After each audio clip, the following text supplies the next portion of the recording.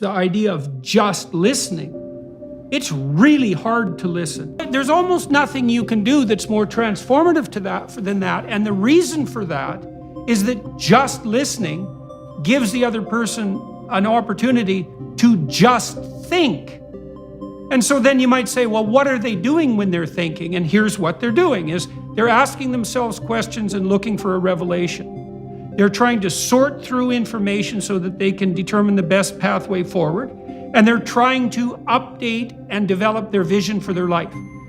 And you do that in abstraction to test out the possibilities before you implement them. And so if you give people space to think, which is exactly what you're doing when you're listening, then they try out different versions of themselves so they can experiment with finding the best fit. And so there's nothing just about listening. It's, I think, apart from speaking accurately and carefully and truthfully, there isn't anything more difficult that you can do than to listen. And one of the things I loved about being a therapist, and it's been very useful to me in my post-therapy career as well, is that if you actually listen to people, they will tell you everything. And then they're so interesting you can hardly stand them.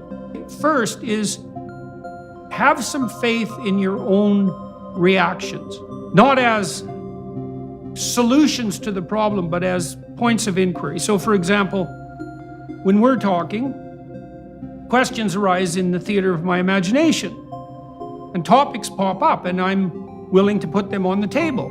And the reason they pop up is because I'm attending to what you say, and that's generating some thoughts in my mind. And one of the great things you can do with people is ask them questions. I mean, there is nothing, and this goes back to the issue of, say, making friends or establishing relationships.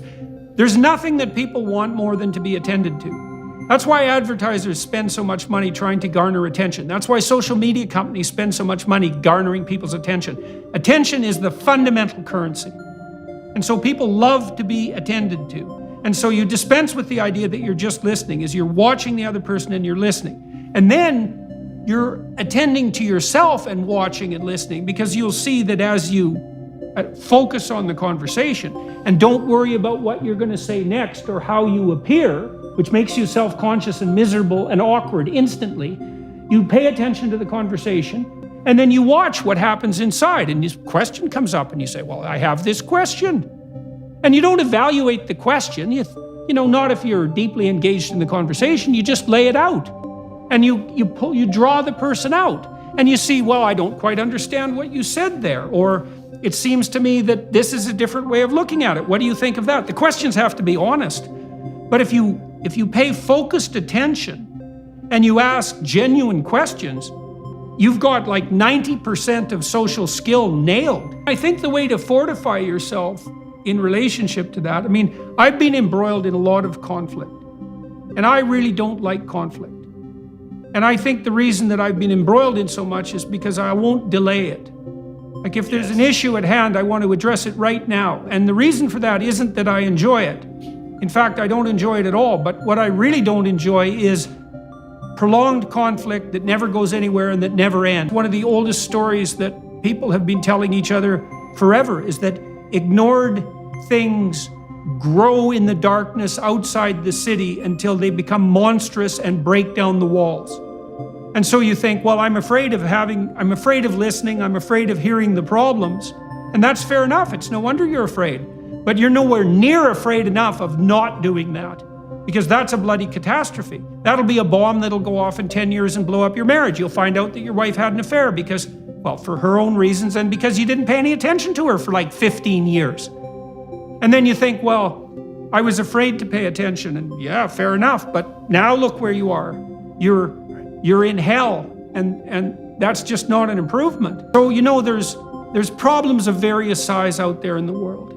And the largest problems are the apocalyptic problems that you just described, right? And it isn't even obvious which of those apocalyptic problems are real. But we could say, well, there's always the possibility that large-scale systems will come to a precipitous collapse.